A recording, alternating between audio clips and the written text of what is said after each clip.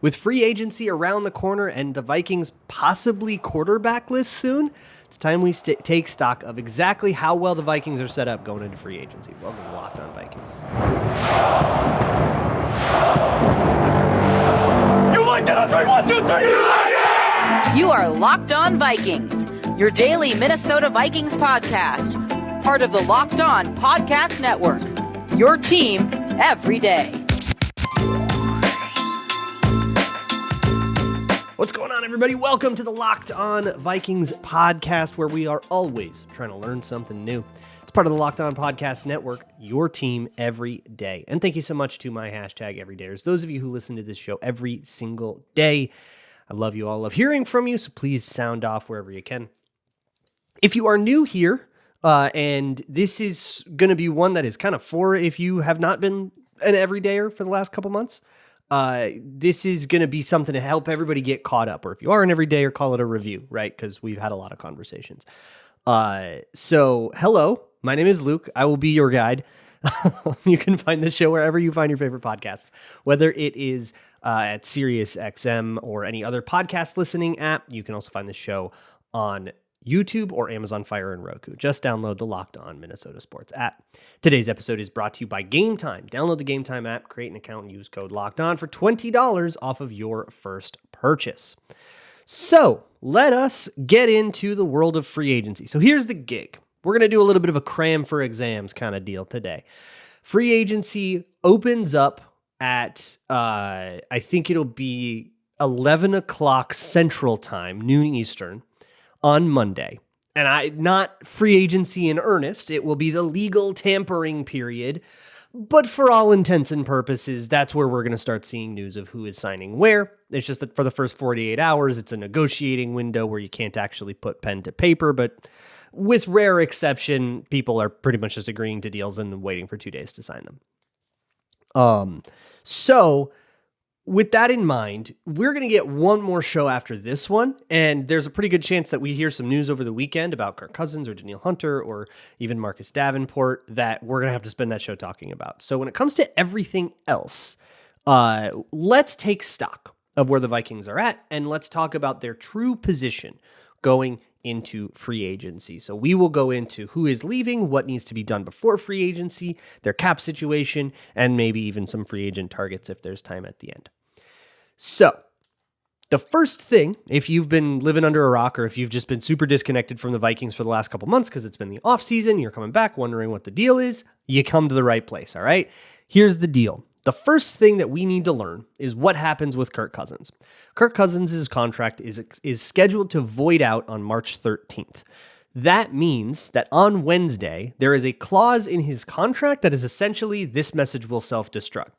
He will be automatically cut, and his contract will incur a dead cap penalty and everything else that happens when a player is released, and Cousins will become a free agent. He is also welcome to negotiate during the tampering window, just like any pending free agent. But what that means is that because of restructures and extensions and stuff that have made Kirk Cousins' contract palatable over the last few years, there is $28.5 million of money that the Vikings have given to Kirk Cousins, but have not accounted for on the salary cap. As it stands right now, it's spread out over the next 4 years in what are called void years, which are fake years that are just meant for accounting puzzle solving, but don't actually represent Kirk Cousins being on the Vikings. But the second he is no longer officially a Viking, those void years all evaporate. Poof. They are gone, and the money that was scheduled to be paid in them must all be paid out at once, so the Vikings will incur a big lump sum $28.5 million dead cap penalty. Now, they can fully afford to do this with their cap space, and it kind of feels like their intention is to do this, just get the debt paid off, be done with it. But if you are interested in not having that big lump sum, the only way to avoid it is to extend Kirk Cousins and turn those void years into real years where Kirk Cousins is on the books. What that extension would be for, Opinions vary. You will get different answers depending on who you ask. Some have said 30 million, some have said 40 million. I haven't seen many serious projections that go over like 45 million a year, and how many years in the guarantee structure of that has sort of been the sticking point in all of this. To go back to Star Tribune's reporting on their Access Vikings podcast and in write-ups, particularly from Ben Gessling, they have been banging the drum now for basically a whole calendar year that Kirk Cousins came to the Vikings in the offseason and said, here's a contract that I would sign. It signs me fully guaranteed through 2025. And the Vikings said, no, we don't want to guarantee you through 2025. We don't want you to be playing on a fully guaranteed contract when you're 38. That's kind of the vibe. Then he gets hurt. He tears his Achilles, and that hard line in the sand, at least according to this reporting, has not changed. And the Vikings aren't going to budge on this. And they said, here's what we'll actually sign you to. They do want him back. They do like Kirk Cousins. Kirk Cousins likes being a Viking, but he also wants more guaranteed years. He does not want to sign a 1-year deal or a year with like funny money on it, and he's not sure if he's going to get cut or not. He wants to know who he's playing for, how much he's making, and he wants that all to be set in stone. So he will, in the tampering window, probably be able to go negotiate. And that's the official word. Unofficially, it's pretty likely that his agent has been negotiating on his behalf for about a week now. There have been a lot of rumors and reports that Atlanta is very, very honed in on getting Kirk Cousins out from the Vikings and on beating that offer. And what it sounds like is, as much as the Vikings have an opportunity to re-raise the Falcons, not quite sure that they're going to. So right now, it feels like Kirk Cousins is headed off to Atlanta, and maybe other teams like New England or Pittsburgh or somebody else would want to, Denver would want to come in and swoop into that negotiation. But regardless, he's a free agent. That's what it sounds like right now. But we still have almost a full week for minds to get changed, for plot twists to happen. So don't go burning any jerseys quite yet. That brings us to Danielle Hunter. Danielle Hunter's situation is very similar. He also has void. He only has, I think, 1 void year, or he has 2 void years. So if you sign him to a 1-year deal, he only has 1 extra. It sounds like he will command in the market somewhere in the mid 20s million per year, 25, 26 million, something like that per year. And there hasn't been nearly as much reporting on Danielle Hunter, because most people, I don't think, would like think to ask if they're talking to a source or something like that, unless you're somebody that's like specifically on the local Vikings beat. Danielle Hunter is just like another free agent he's one of the top free agents that's going to be out there. But when you're talking about the Vikings, there are other more compelling storylines that you probably will like use that conversation on first, like what's going on with Kirk Cousins. Is Justin Jefferson going to be extended? Which, by the way, if you're holding your breath for that, that is probably not, I mean, it's a priority, but it's probably not the most time-sensitive thing right now with, of course, free agency around the corner, and then focusing on the draft kind of takes up everybody's time. And then after the draft, then you start to talk about those things again. So call that a back burner thing right now. And with Danielle Hunter, unclear if the Vikings are going to be willing to pay a long-term deal to Danielle Hunter, who is going to be 30, for that much money. They might not be comfortable doing that. Now, if you ask me, I think that's insane. I think that they should absolutely give Danielle Hunter a blank check. He is the only thing that kept that defense remotely normal all year. And if you let him leave, the edge room is in such a catastrophic place that it's not the kind of thing that you can even trust to be rebuilt in a year. You let Danielle Hunter go, you're basically just admitting that you're not going to have a pass rush next year unless you spend way more than the money you're not comfortable spending on Danielle Hunter to get players who are probably worse. Just super inefficient. So I hate it, but they don't agree with me. It is what it is. The only other player in this void year world is Marcus Davenport, who, again, according to the Access Vikings guys, he's going to leave. He could have become a free agent earlier, about 21 days before the league year turns over, so like 3 weeks ago. But they renegotiated his deadline to give everybody more time to think about it. And it seems like with that extra time, they made a decision. Again, that's all just reporting. That's all very grain of salt. That's he said, she said in a world where everyone's really incentivized to lie to each other. So all of that is very muddy and nebulous. Don't take any of that as fact. And none of it's my reporting personally anyways. If you want that, you should just go straight to the source. For me, what I can give you is compiling all of this stuff in a way that makes sense and cutting out all the noise that you're going to get from other rumor mill stuff and people who don't have your best interests at heart. And also, what we can talk about here is how all of that plays into the Minnesota Vikings cap situation and what kinds of things that we can expect from them in free agency as next week really kicks into high gear. So let's look a little bit more toward the future, regardless of what happens in the past. Sound good? All right, good. Today's episode is brought to you by Robinhood. Did you know that even if you have a 401k for retirement, you can still have an IRA? Robinhood has the only IRA that gives you a 3% boost on every dollar you contribute when you subscribe to Robinhood Gold. But get this, now through April 30th, Robinhood is even boosting every single dollar you transfer in from other retirement accounts with a 3% match. That's right, no cap on that 3% match. Robinhood Gold gets you the most for your retirement thanks to their IRA with a 3% match. The offer is good through April 30th. Get started at robinhood.com/boost. Subscription fees apply. And for some legal info, claim as of Q1 2024 validated by Radius Global Market Research. Investing involves risk, including loss. Limitations apply to IRAs and 401ks.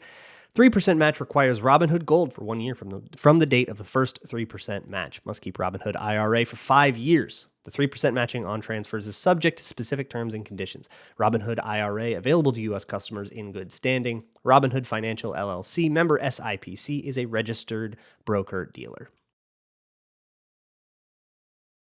Moving right along with this episode of the Locked On Vikings podcast. If you are totally not interested in this free agency crap, I don't care who they get at guard or running back or any of that. Who's going to be the quarterback, right? Who are they going to draft? And maybe that's what you're screaming about right now.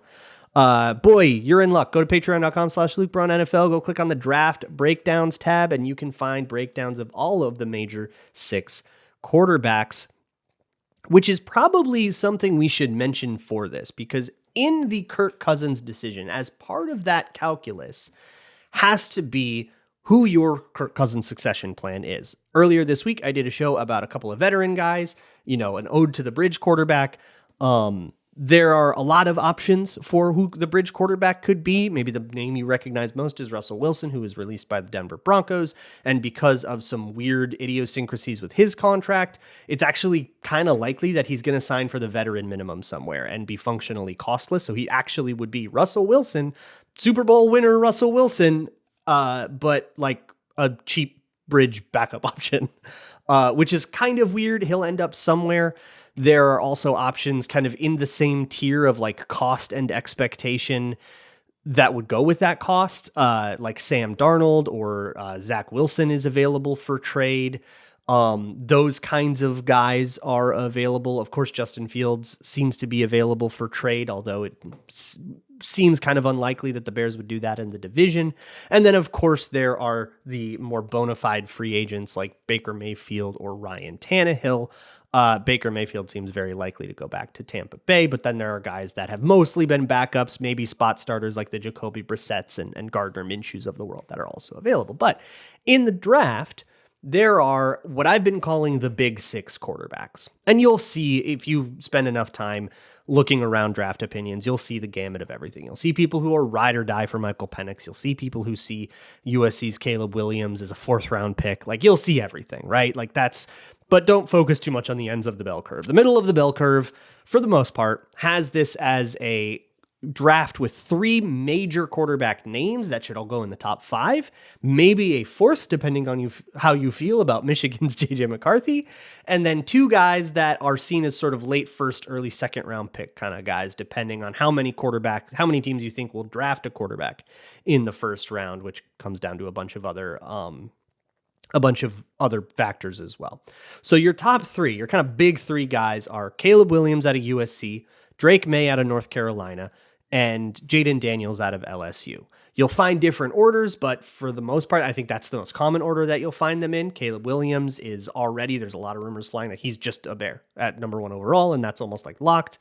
And then it's a matter of Drake May or Jaden Daniels, which there's been some debate about. And then you have this JJ McCarthy thing. So for the Vikings to get one of those top 3 guys, they'll have to trade up to the 3rd overall pick, most likely. Maybe the 2nd, but that's a little bit pie in the sky. They'll have to trade to the 3rd overall pick, which kind of sounds like New England might be open to. They might not be as high on all of those guys as maybe you or I are.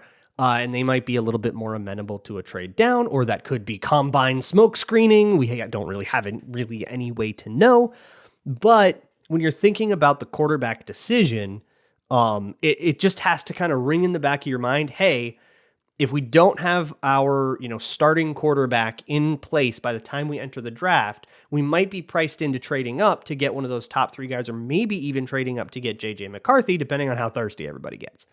Or you could listen to the reports that say JJ McCarthy is going to go higher than that, is not going to be the 4th quarterback off the board. Maybe he'll be higher than that or something like that. All depends on who you want to listen to and what rumors speak to your heart. The good news here is that the Vikings are set up in a pretty good place salary cap wise. Despite a lot of opinions to the contrary that I don't think have looked deep enough into this, because I think once you look really into the spending power the Vikings have, you will see that they are almost entirely uncommitted to anyone past the 2024 season.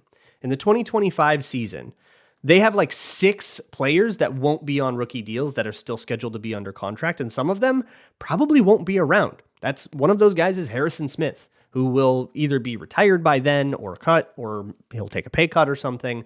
There's also Brian O'Neill, TJ Hawkinson, Byron Murphy, Josh Oliver, Garrett Bradbury, Dean Lowry, Josh Metellus, and CJ Ham. Beyond that, it's rookie deals and a long snapper. Like, it's nothing.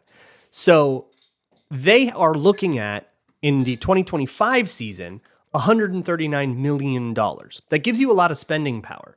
And the reason I'm talking about 2025 and not 2024 is because you're probably not looking for the Vikings to go sign a bunch of 1-year deals. These will be 2- and 3-year deals. So cap space in 2025 is also a really big part of that.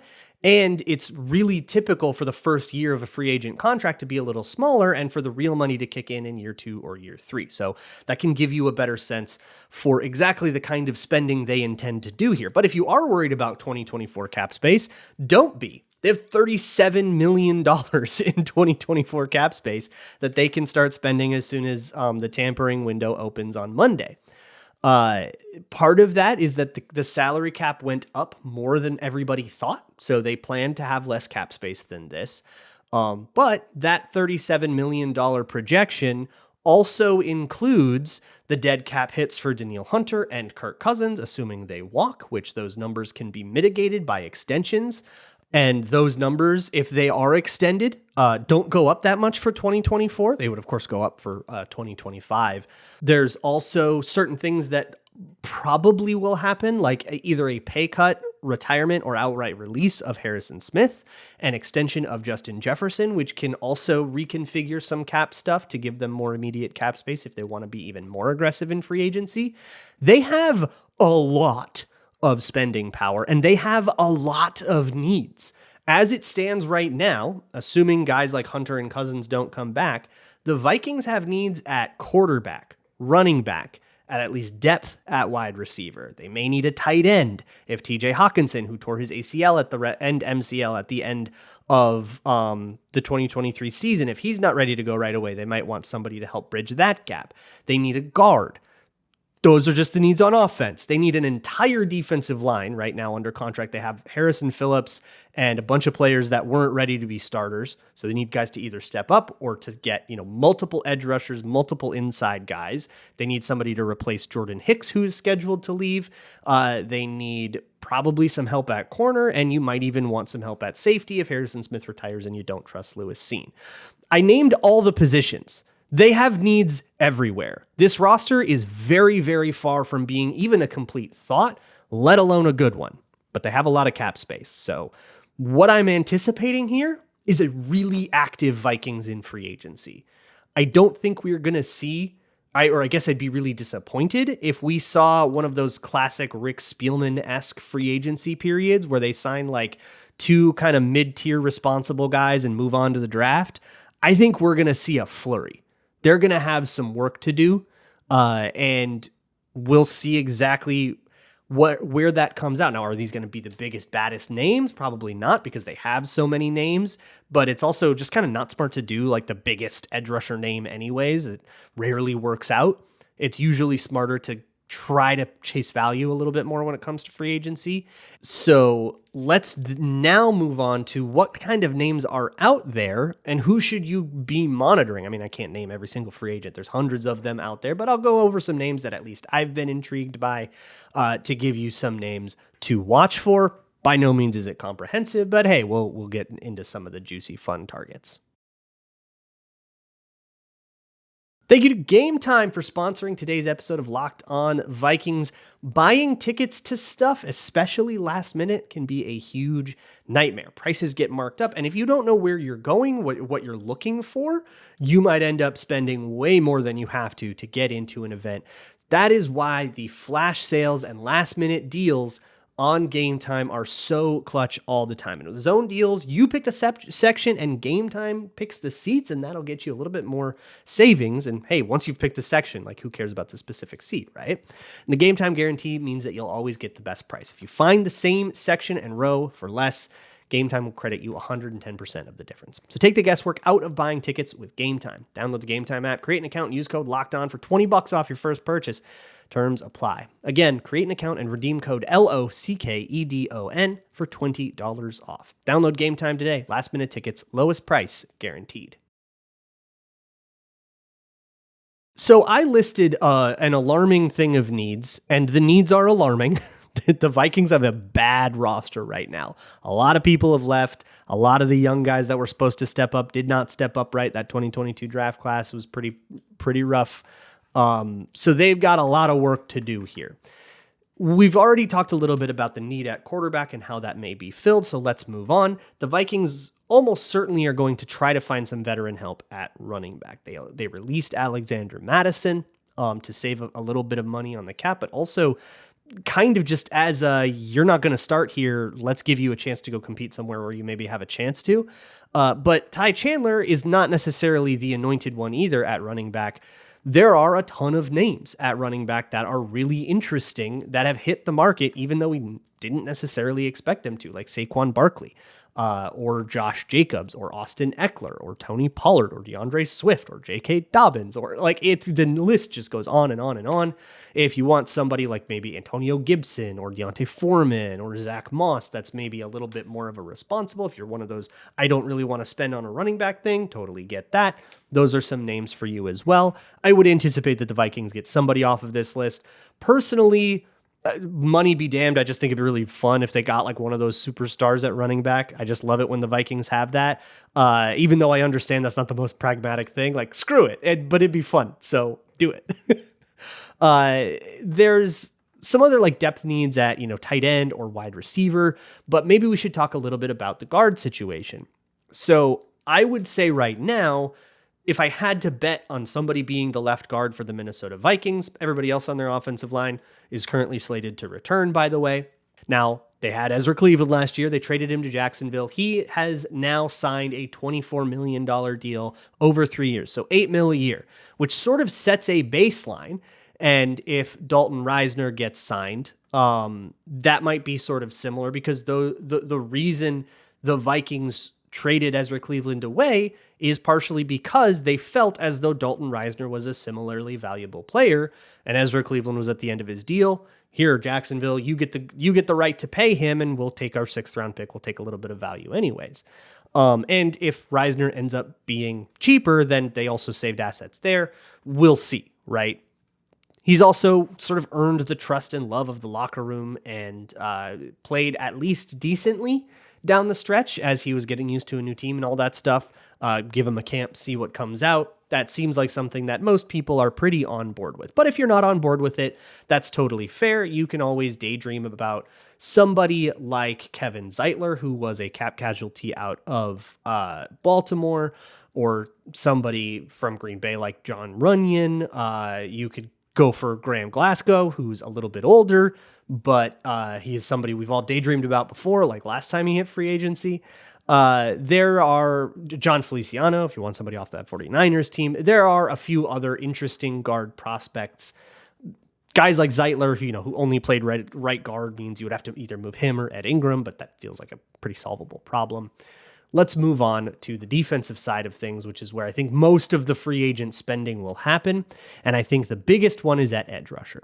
I've already talked about how much I want Danielle Hunter back. But if we're talking about guys that perhaps are more Kwesi types, and what I mean by Kwesi types is somebody who is better than what their projected price is, because their projected price has been deflated by something that maybe doesn't have a lot to do with like how talented and quality of a football player they are, like an injury or some kind of off-field thing or some kind of strange contract situation. For example, somebody like Chase Young, who is very talented and maybe even found a little bit more success than he had in previous years after getting traded to San Francisco, but because of injuries and stuff that's maybe not necessarily his fault, never lived up to that potential. Maybe we're buying low on somebody who's going to come live up to that potential now. That's what he's trying to do, right? It's very Wall Street. It's very trying to trade stocks and buy the dip. So Chase Young is a very buy the dip kind of name. Somebody like Andrew Van Ginkel is also maybe a buy the dip kind of name, where he was more rotational in Miami because Miami has some pretty cool cats at defensive line. I have been talking a lot about Dorrance Armstrong from Dallas as somebody in the same situation where, like, look, Micah Parsons and DeMarcus Lawrence were getting all the reps, but every time this guy came in, he did pretty well. There are guys like that. I think that's what the Vikings would have to do if they let Danielle Hunter go, is try to replace his production by getting like 3 players and hoping that them as a big rotation finds a way to utilize fresh legs and stuff, or somebody has the breakout that they're supposed to have, and you sort of diversify a bunch of risks and try to build a team that way. I don't like the odds of it being better than Danielle Hunter, but that would have to be the deal. On the interior, the Vikings need beef pretty bad. They do have Jonathan Bullard leaving in free agency. You could bring him back, but then you've got, guys like Kyrie's Tonga, also a restricted free agent, could bring him back on a tender. And Jaquelin Roy, and that group didn't really do well enough. They were all basically non-factors in the pass rush, and they even had times when the run game kind of punched him in the mouth. Maybe the name I've heard the most often associated with the Vikings is Christian Wilkins. He's a Brian Flores trained guy, and so that fit is talked about a lot, but he's also just the premier defensive tackle. He's a pass rusher. He's very cool. Everybody wants him very much. I personally am partial to DJ Reader from Cincinnati. He's a little older. He's getting he's getting close to his 30s. But when he's healthy, he's just a very good player, and him next to Harrison Phillips, you ain't running up those A-gaps. I love the way that DJ Reader actually plays. If you're looking for something more on the bargain bin, somebody like Tier Tart, who had a pretty good 2023 season and seemed to have more of a personal falling out in Tennessee and was released that way, which again sort of fits that let's buy the dip kind of deal, because that doesn't necessarily have a lot to do with what happened on the field. And that same logic is kind of what brought Dalton Reisner in. Yeah, he had this falling out in Denver, but that's an interpersonal thing that involves a whole bunch of people that he doesn't have to deal with here. So maybe that problem won't repeat itself. Seemed to be successful, at least so far, with Reisner. Maybe they bring him back. Maybe they bring in Tier Tart on the same sort of logic. I also think Javon Kinlaw is a name to possibly watch, not because he's necessarily the most exciting guy. I don't think he's lived up to that first round hype, but he was coming out the year that Kwesi was in San Francisco and they drafted him. So he was part of that organization that was obviously high enough on him to not only draft him, but to trade away DeForest Buckner to the Colts and then take Javon Kinlaw and be comfortable with that. So they thought they were doing a Diggs Jefferson thing with that. Hasn't quite worked out, and maybe you can get him on something more of a budget. The last one I want to talk about a little bit is the cornerbacks. So the Vikings haven't experienced any loss at quarterback. They actually are able to return the entire same room that they had last year at cornerback, but that room was potentially not good enough, right? They had to do a lot of schematic things to work around it. Maybe you're not satisfied with that quite yet. And there are some interesting options out there. L'Jarius Sneed is one that a lot of people are talking about right now because he is on the franchise tag, but it's rumored that he might be a tag and trade. So trading for L'Jarius Sneed is an idea. He's one of the prized names on the market, had this crazy breakout season, including some great plays in the Super Bowl for the Kansas City Chiefs. And seems to be, one of the next big names at cornerback, plays inside and out, everything you could possibly want. But again, if you're not looking to spend to allocate that much of a large free agent budget to one player, you can look at some more veteran players like Stephon Gilmore or Steven Nelson or Adoree Jackson. You can also try to, again, sort of bargain bin this with somebody like Ahkello Witherspoon or Ronald Darby. Dane Jackson would be an incredibly funny one, if only because he was selected with the 7th round pick that went to the Bills in the Diggs trade as a pot sweetener and ended up actually playing for them. He was actually somebody I really liked coming out that year too. So I've always got my eye a little bit on him. Or somebody like Jordan Lewis, who again, you're buying the dip a little bit. Maybe he can put together something better with you than he did in Dallas, and you can be the team that, he found his resurgence on. There's also Xavier Howard, who was released as a cap casualty from the Dolphins, another Flores guy. Keep an eye on Flores guys, on former Dolphins or even former Steelers that played there in 2022. And then there is, of course, the safety class, which is pretty ridiculous, but I don't know exactly how much the Vikings are going to want to spend considering how many other things they need to do. So this is a world where the Vikings have a lot of money and a lot of things they got to do with that money. Sounds like we're going to see a lot of breaking news. So, watch this space. Keep on tuned to Locked On Vikings. I'll have YouTube shorts up and stuff if stuff happens over the weekend. So I can at least get you a quick word there, and then whatever happens, we'll recap on Monday if we get word on Hunter or Cousins or whatever. And if we don't get word on anybody, then hey, I don't know. We'll figure something out. Always do. I will see you guys all Monday. And as always, Skull.